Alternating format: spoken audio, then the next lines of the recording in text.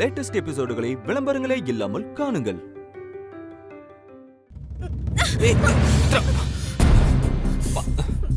பாத்து பத்ரா, பாத்து. கால் எடுத்து வை.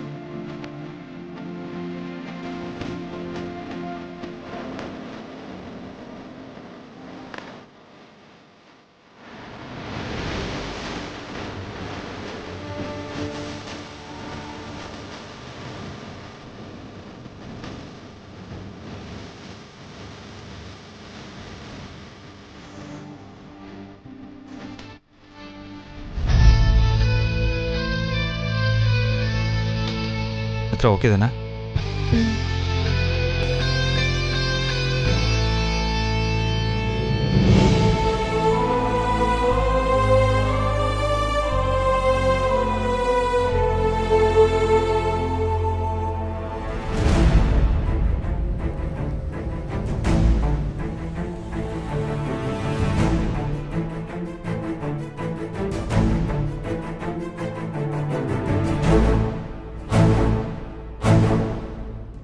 இரு, ஒரு நிமிஷம் இரு.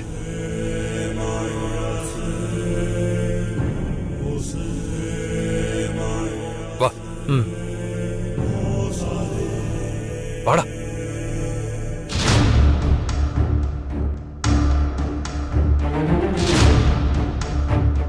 இந்தடா, வேணடா, நீ அடி.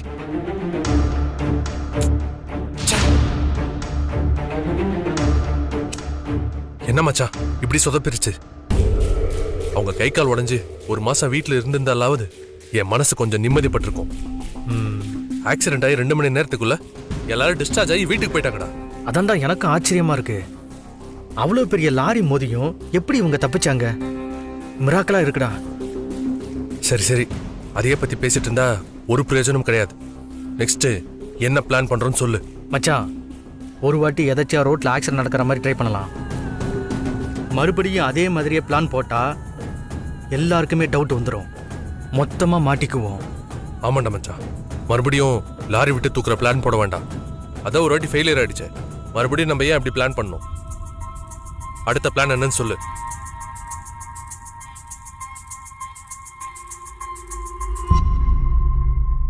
மச்சான், சிங்கிள் ஆளுனா ஈஸியா ஸ்கட்ச் போட்டு தூக்கிடலாம். ஆனா நீ ஒரே அடியில மொத்த குடும்பத்தையும் தூக்கணும்னு சொல்ற. அதான் பெருசா யோசிக்க வேண்டியிருக்கு. மச்சான், என்ன பிளான் மட்டும் சொல்லு. எவ்வளவு செலவானாலும் செலவு பண்றதுக்கு நான் ரெடி. மச்சான், நான் பணத்துக்காக சொல்லலடா.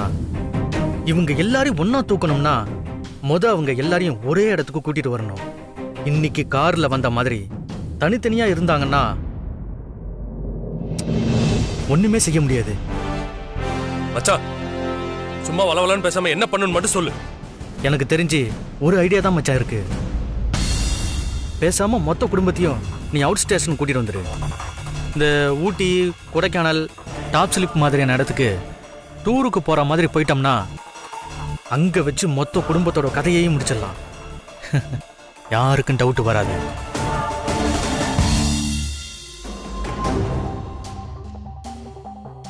என்ன மச்சான் யோசிக்கிற? இல்ல மச்சான், எல்லாரையும் சடனா எப்படி அவ்வளவு தூரத்துக்கு கூட்டிட்டு போறேன்னு தான் யோசிக்கிறேன்.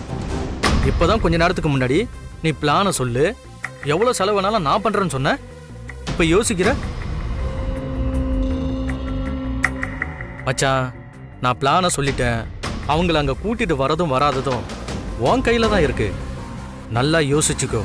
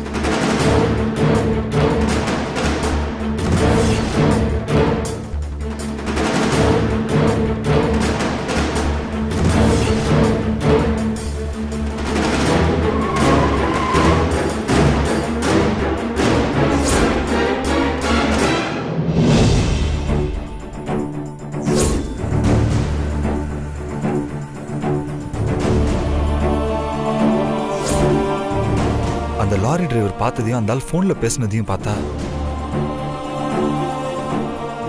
இந்த ஆக்சிடென்ட் தானா நடந்த மாதிரி தெரியல. யாரோ பிளான் பண்ணி ஆக்சிடென்ட் பண்ண மாதிரி இருக்கு.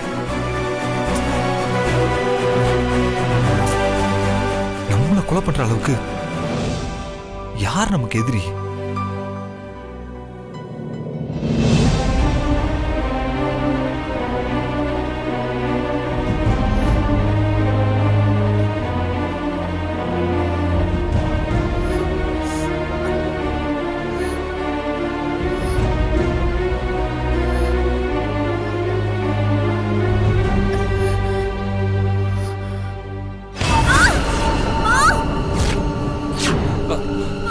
மித்ரா, என்னாச்சு மித்ரா? மித்ரா, மித்ரா, மித்ரா, மித்ரா, இந்திரி மித்ரா, மெதுவா. மித்ரா, என்னாச்சு மித்ரா? எப்படி கீழே விழுந்த?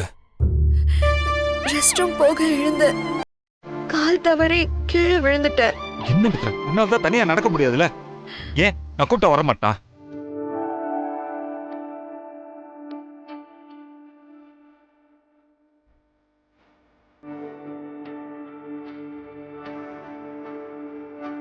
சரி வா, எழுந்துரு.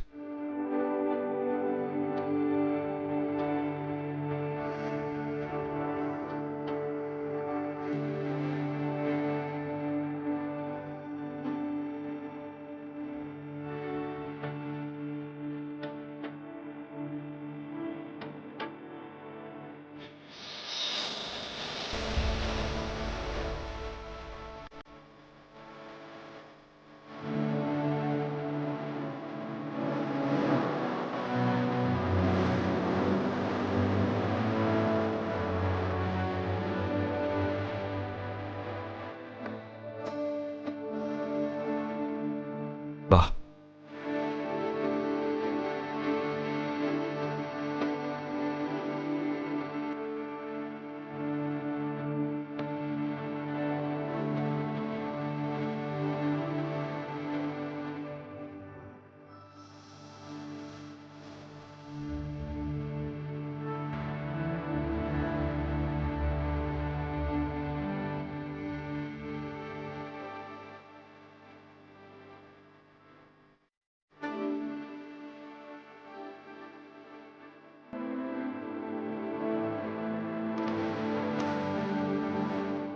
மாத்திரை போட்டியா? மறந்துட்டேன். ஏய் லூஸ் இரு.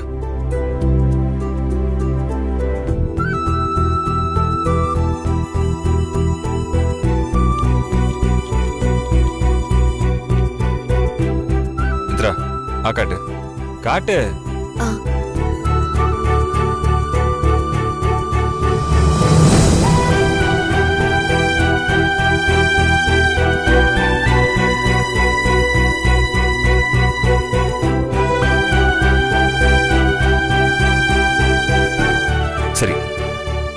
படுத்துக்கோ.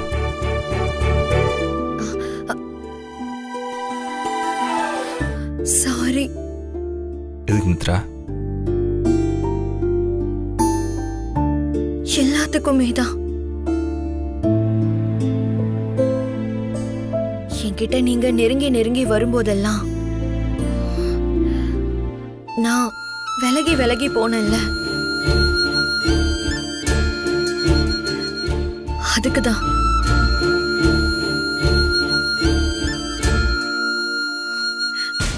சாரி வினய்.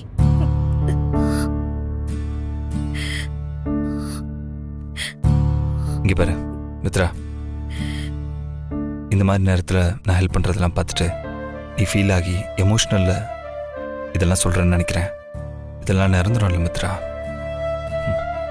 வலிக்கும் போது அம்மானு கத்துவோம்ல, அந்த மாதிரி தான் இதுவும்.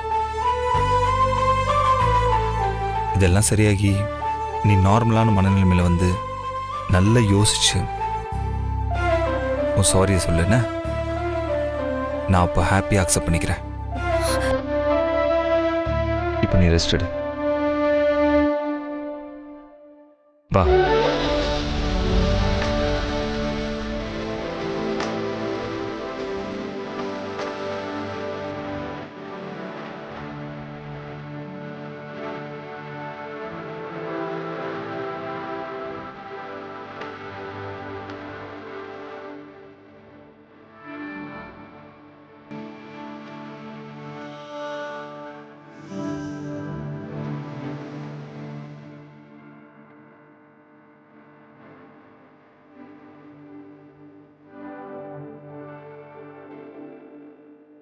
மித்ரா, ஏதாவது ஹெல்ப் தேவைப்பட்டா தயங்காம கூப்பிடு. நான் வெளியில் தான் படுத்திருப்பேன். ஓகே?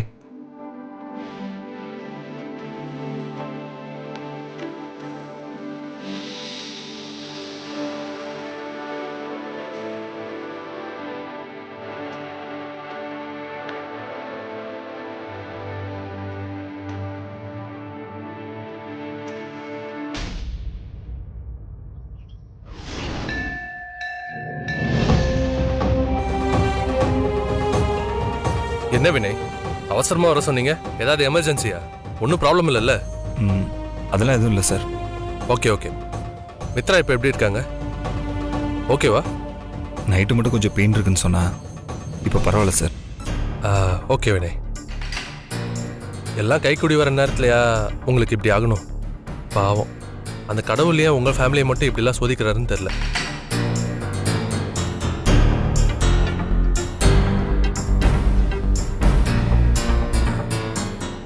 வினய், இனி எங்க போனாலும் கொஞ்சம் ஜாக்கிரதையா இருங்க வினய். Okay sir. சாரி, நீங்க ஏதோ பேசணும்னு வந்தீங்க. உங்களை பேச விடாம நானே பேசிட்டு இருக்கேன். சொல்லுங்க வினய், என்ன விஷயம்? இவ்வளவு அவசரமா வர சொல்லிருக்கீங்க? விஷயம் கொஞ்சம் சீரியஸ். ஆக்சுவலாக எனக்கே இப்போ தான் ஸ்பார்க் ஆச்சு. சரி, அதான் நேரில் உங்ககிட்ட பேசலான்னு வந்தேன்.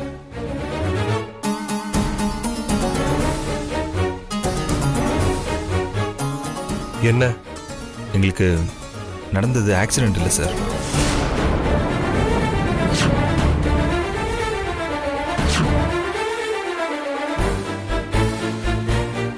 வினய், என்ன சொல்றீங்க வினய்?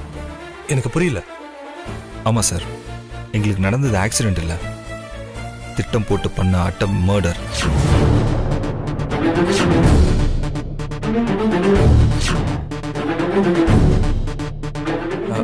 என்ன சொல்றீங்க வினய்? உங்களை கொலை பண்ண ட்ரை பண்ணாங்களா? எனக்கு புரியல. அவன் ஏதோ போதையில வந்து மோதிட்டான்னு சொன்னாங்க. நீங்க சொல்றதெல்லாம் எனக்கு புதுசா இருக்கு. ஆமாம் சார், என்னால் இதை ஃபர்ஸ்ட் நம்ப முடியல. ஆனால் இதுதான் சார் உண்மை.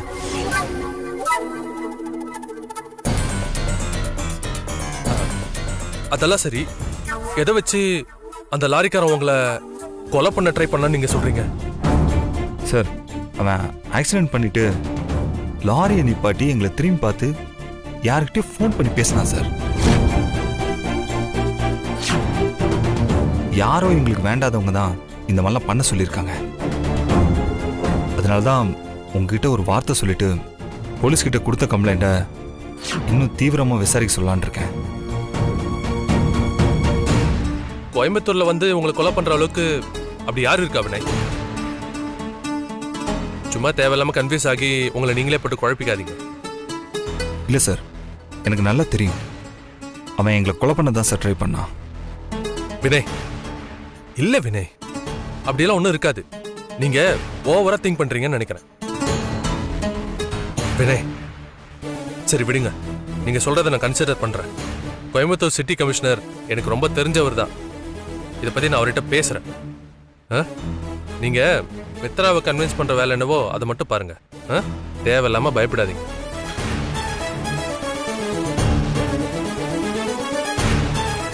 வினய், என்ன வினய் யோசிக்கிறீங்க? இதை நான் பாத்துக்கிறேன். நீங்க ஃப்ரீயா விடுங்க. ஓகே தானே? ஓகே சார், நான் கிளம்புறேன். மித்ராவும் விக்ரம் அங்கே தனியாக இருப்பாங்க. வரேன் சார். நீங்க போங்க.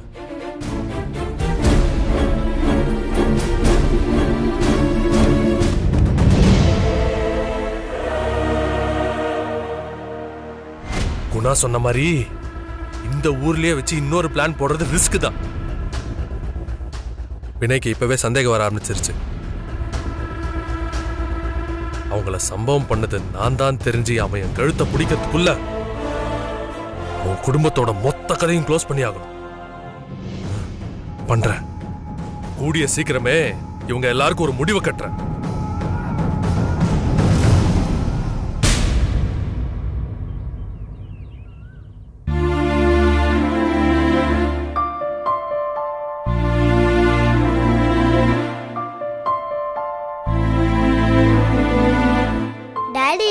காணுமே, எங்க போனாருன்னு தெரியலையே.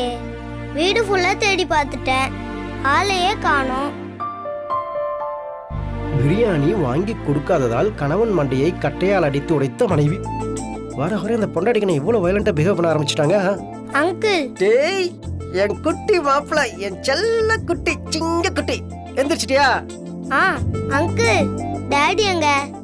டேய், உன் டாடி நான் சின்ன வயசுல இருந்து பாத்துட்டு இருக்கேன்டா. என்ன விஷயம்? இதுக்கு முன்னாடி பார்த்தது இல்ல, இப்போ டாடிய பாத்தீங்களா? இப்பவா? இங்கதான் பக்கத்துல படுத்து தூங்கிட்டு இருந்தான்.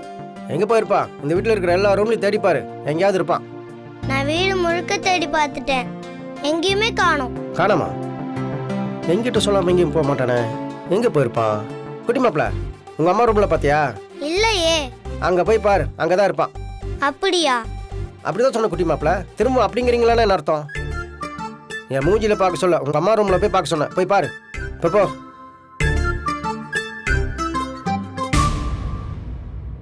டாடி. விக்ரம், இங்க வா. டாடிய பாத்தியா மம்மி? வீட்ல தானடா இருந்தாரு. இல்லையே. எங்க போறேன்னு உங்ககிட்ட சொன்னாங்களா? இல்லையே. சரி இரு, ஃபோன் பண்ணி பாப்போம். பண்ணுங்க மம்மி. இந்தாங்க.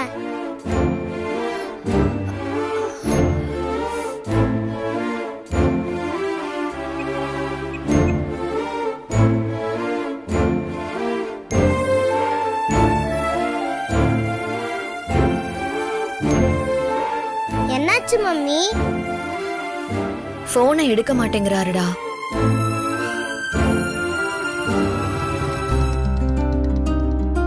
ஐ, டாடி வந்துட்டாங்க.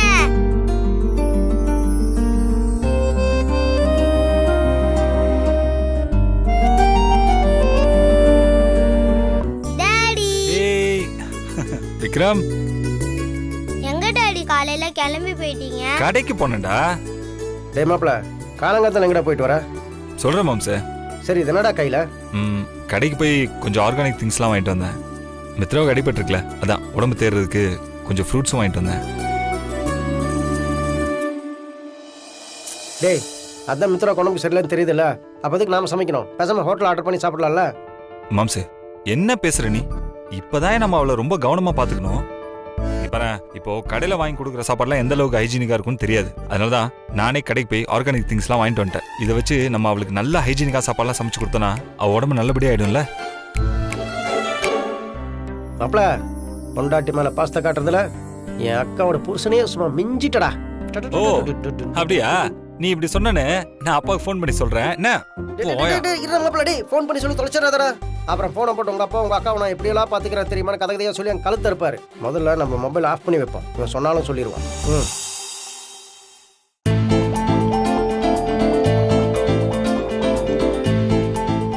என்ன டாடி பண்றீங்க? ஹைபிஸ்கஸ் டீ போடுறேன். டேய் பிஸ்கட் அந்த டீல போடுற அது கரைஞ்சிரும்டா.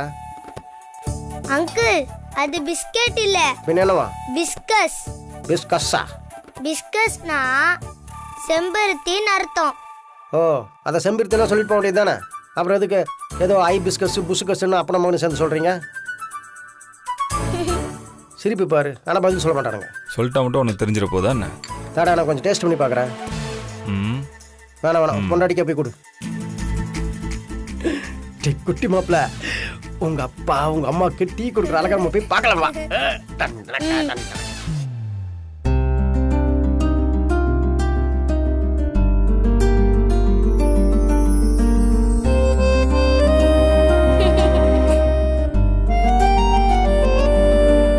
மித்ரா டீ. என்ன மித்ரா பாக்குற? இது செம்பருத்தி டீ.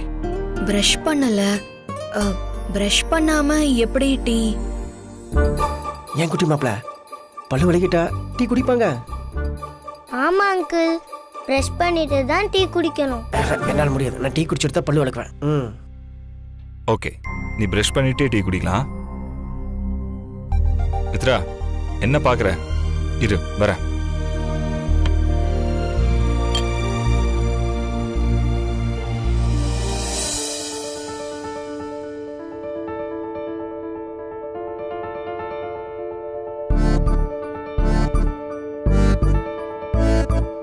என்ன வினய்? மித்ரா பாய் காட்டு. ஐயோ வேணாம். சும்மா இரு மித்ரா. காட்டுன்னு சொல்றல, காட்டு. காட்டு தர.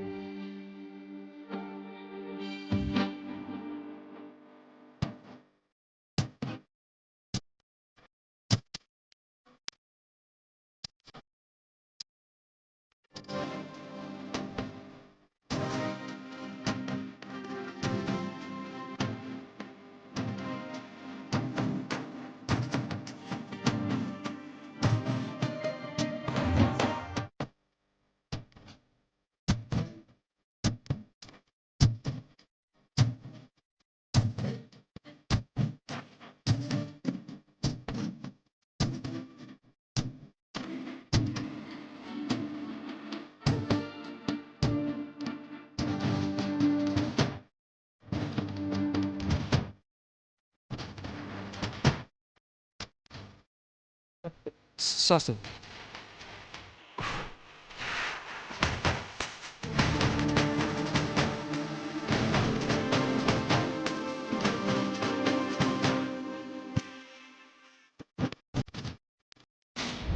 குட்டி மாப்பிள்ள நம்ம போயிடலாமா?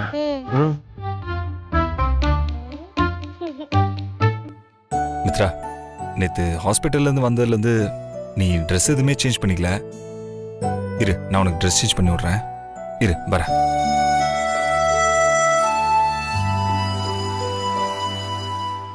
ஐயோ அதெல்லாம் வேண்டாம், நான் பாத்துக்கிறேன். நீங்க நீங்க அங்க வைங்க. நீ சும்மா இரு மித்ரா. இந்த கை விஷயம் எப்படி நீ ட்ரெஸ் சேஞ்ச் பண்ணுவ? இரு நான் மாத்தி விடுறேன், நீ வா.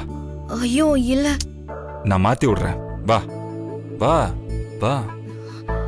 இல்ல வினய். வா மித்ரா.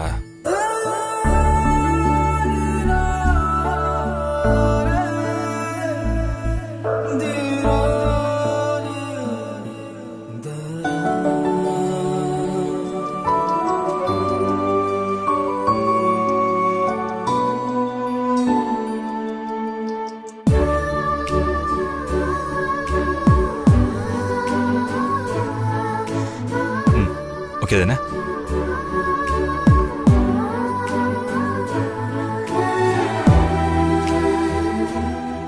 என் மேல நீங்க இப்படி உயிரையே வச்சிருக்கீங்க. ஆனா நான் உங்களை கொஞ்சம் கூட புரிஞ்சுக்காம ரொம்ப ஹர்ட் பண்ணிட்டேன்ல. சாரி வினய், நான் பண்ணது ரொம்ப பெரிய தப்பு. மித்ரா, நான் உனக்கு மனப்பூர்வமா எவ்வளோ செஞ்சாலும் நீ என்னை மனசார ஏத்துக்கிட்டியான்னு எனக்கு தெரியல. இதெல்லாம் நீ என்னை ஏத்துப்பியான்னு எதிர்பார்த்தும் நான் செய்யல. நீ என்ன திட்டுனாலும் வெறுத்தாலும் நான் உன்னை என் உயிரா தான் பார்க்குறேன் மித்ரா.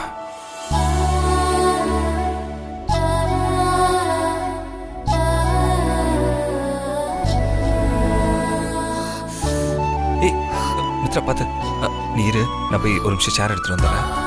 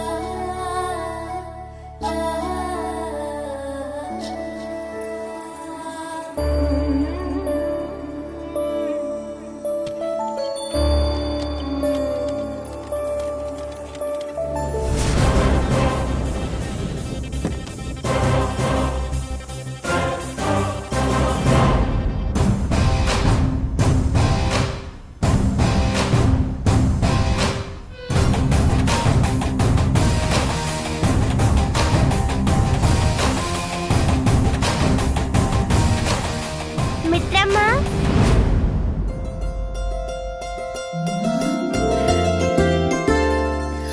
தானியா, தானியா, மித்ரம்மா, என்ன அங்க தனியா Hi, விட்டுட்டு sir. நீங்க வந்துட்டீங்கல்ல?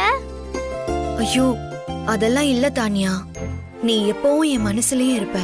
நான் எங்க இருந்தாலும் உன்னையே தான் நினைச்சிட்டு இருப்பேன். போங்க மித்ரம்மா, நீங்க சும்மா எனக்காக தான் சொல்றீங்க. உண்மையாவே என்ன மறந்துட்டு தான் வந்துட்டீங்க. ஐயோ தானியா, அப்படிலாம் இல்ல. மித்ராமா உன்னை விட்டுட்டு எங்கேயும் போக மாட்டேன். ப்ராமிஸ்?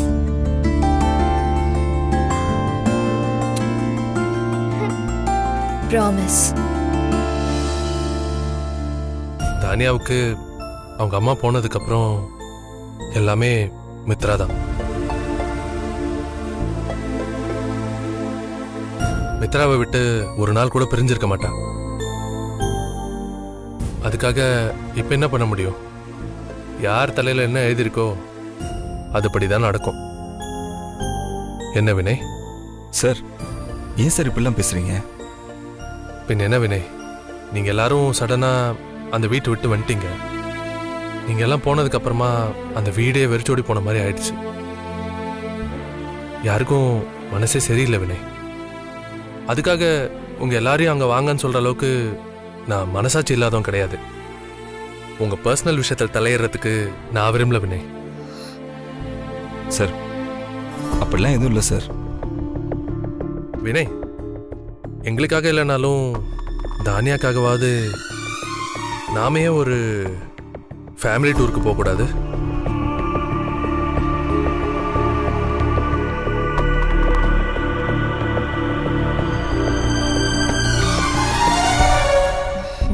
தானியாவுக்காக நான் என்ன வேணாலும் செய்வேன்.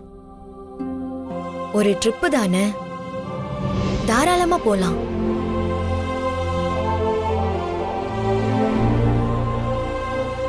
இத கேட்க நீங்க ஏன் சார் இவ்ளோ தயங்குறீங்க? அதுக்குள்ள நான் அவ்வளோ அந்நியமாயிட்டேனா? ஐயோ, அப்படிலாம் இல்லை மித்ரா. முன்னெல்லாம் உங்களுக்கு நாங்க தான் ஃபேமிலி.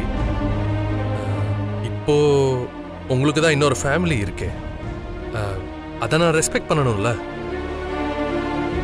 நீங்க சொல்றது ஓகே தான் சார். நம்ம கண்டிப்பா ஒரு ட்ரிப் போகலாம். ஆனா மித்ரா இப்போ இருக்கிற கண்டிஷன்ல வேண்டாம் சார். எதுக்கு?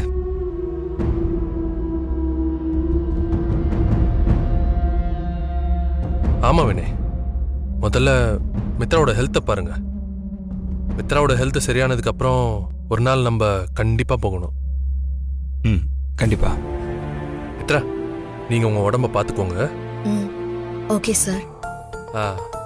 எனக்கு ஆஃபீஸுக்கு லேட் ஆயிடுச்சு. தானியம்மா, நீ வா போலாம். டாடி, நான் மித்ராமா கூடவே இருக்கேன், நீங்க போங்க. தானியம்மா, மித்ராமாக்கு உடம்பு சரியில்லைல்ல? ம், நீ இருக்கிறது அவங்களுக்கு டிஸ்டர்பன்ஸா இருக்கும். ஐயோ அதெல்லாம் ஒன்றும் இல்லை சார். தானியா இங்கேயே இருக்கட்டும். அப்புறமா வினயை வந்து வீட்டில் விட சொல்கிறேன். சரி தானியம்மா, மித்ராமாவை தொல்லை பண்ணாம இருக்கணும், சரியா? சரி டாடி. Good girl. அப்பா இப்போ கிளம்பட்டுமா? பாய். சரி வினய், அப்ப நான் கிளம்பட்டுமா? ம் ஓகே சார். பாப்போம். பாய். பாய் கார்த்திக் சார். உடம்பு பாத்துக்க வைக்கிறோம், சீக்கிரம் சரியாரு. சரிங்க சார். வரேன். பாய். மித்ராமா, எனக்கு எவ்வளவு கஷ்டமா இருந்துச்சு தெரியுமா? நான் உங்களை நிறைய மிஸ் பண்ணேன். சரிடா தங்கம், இன்னைக்கு ஃபுல்லா நீ மித்ராமா கூடயே இருக்கலாம்.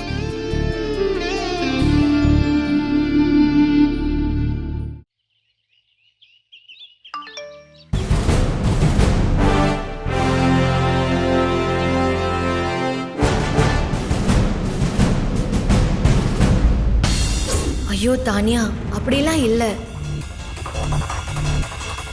மித்ராமா உன்னை விட்டுட்டு எங்கேயும் போக மாட்டேன். ப்ராமிஸ்?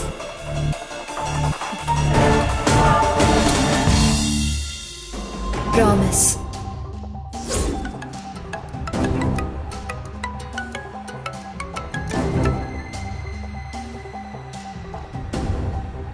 ஹலோ மச்சான். என்ன மச்சான், மித்ரா வினய் கிட்ட பேசிட்டியா? டூர் மேட்டர் ஓகே தானே? இல்ல மச்சான், அது இப்போதைக்கு ஒர்க் அவுட் ஆகாது. என்னடா சொல்ற? ஏன்? டூர்லாம் உடம்பு சரியானதுக்கு அப்புறமா போய்க்கலாம்னு சொல்லிட்டாங்க. இப்போதைக்கு அந்த பிளான்லாம் ஒர்க் அவுட் ஆகாதுன்னு தோணுது. அப்போ நீ என்ன மச்சான் முடிவு பண்ணிருக்க? மித்ரா உடம்பு சரியாகி வரட்டும், அது வரைக்கும் கொஞ்சம் ஆற போடலாம்னு சொல்றியா என்ன? இல்ல குணா, இப்பவே தானியா மித்ரா இல்லாம என்னால இருக்க முடியாதுன்னு சொல்றா. அவங்க கிட்ட கூட்டிட்டு போங்கன்னு என்கிட்ட ஒரே அடம் பிடிக்கிறா. போற போக்க பார்த்தா மித்ரா இல்லாம என் பொண்ணு இருக்கவே மாட்டான்னு நினைக்கிறேன். சரிடா, இப்ப அதுக்கு என்ன பண்ண போற? இந்த முறை நானே நேரடியா இறங்கி அடிக்கலான்னு இருக்கேன். என்னடா சொல்ற? நீ எதுவும் பண்ணி உன் பேரை கெடுத்துக்கிற மாதிரி மாட்டிக்காத மச்சான். அவசரப்படாம கொஞ்சம் பொறுமையா இரு, யோசிச்சு பண்ணலாம். யோசிச்சு பண்ணலாம், இப்போ ரொம்ப டைம் இல்லை மச்சான். சீக்கிரம் மித்ராங்க பேரே என் பொண்ணு முழுசா மறக்கணும். அம்மா இல்லாத பொண்ணுன்னு ரொம்ப ஆசை காட்டி வளர்த்துட்டு இப்ப அவ பையன் தான் முக்கியம் தூக்கி போட்டு போறா. துரோகி. அவளை சும்மாவே விடக்கூடாது மச்சான். சரிடா, அடுத்து என்ன பண்ணலாம்னு யோசிச்சு பக்கவா பண்ணலாம். நான் சொன்னா கேளு, அவசரப்படாத. சரி மச்சான்.